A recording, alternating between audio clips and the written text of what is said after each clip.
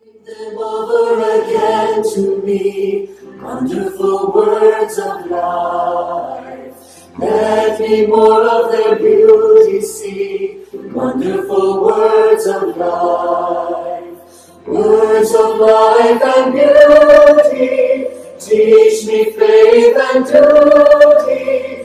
Beautiful words, wonderful words, wonderful words of life.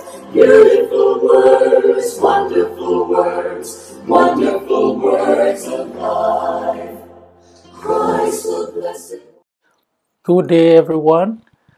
Today, I want to reflect on what I've titled, You Are Never Out of God's Sight.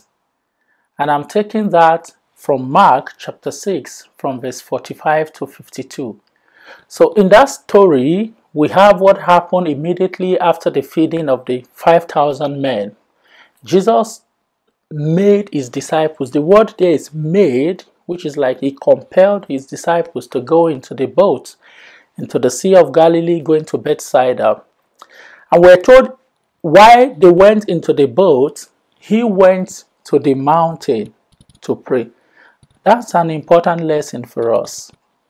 Jesus was busy through the day, teaching the crowd, feeding them, and we're told immediately after feeding them, he made his disciples go into the boat and then he sent the crowd away. So it is very clear that it was a very busy day for Jesus. But after that, he went to the mountain to pray. That's to tell us the importance of prayer in the life of Jesus. And that could become a challenge for us as well. We may want to ask ourselves, what is the place of prayer in my life? Do I pray carefully, constantly, meditatively, and diligently? So while Jesus was on the mountain praying, we're told the disciples had to battle against a strong wind.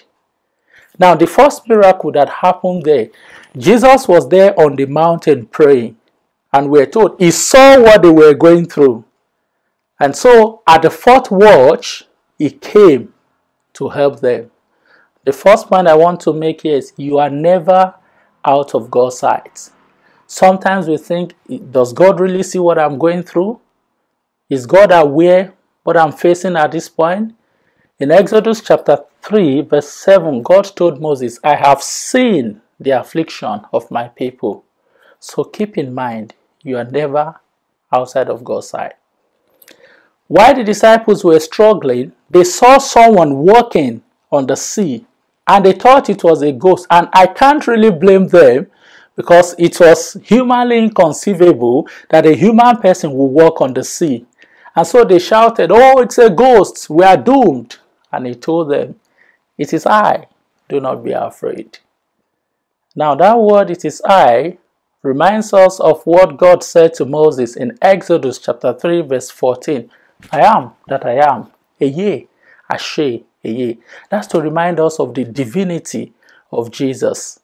So even at that point, Jesus was there for them. You are never outside of God's reach. And the third point I want us to reflect on, you are never outside of God's care. Remember, they could not even call on Jesus. They did not even believe that he could be there for them. But it was there for them. 1 Peter chapter 5 verse 7, the word of the Lord says, cast all your worries to the Lord because he cares about you.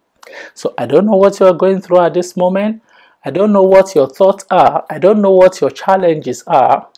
But I want you to keep in mind today, you are never outside of God's sight. He sees you. From 2 miles away, he saw the disciples with their struggles. You're never outside of God's sight. You're never outside of God's reach. And you are never outside of God's care. God bless you. Them over again to me, wonderful words of life. Let me more of their beauty see, wonderful words of life. Beautiful words, wonderful words, wonderful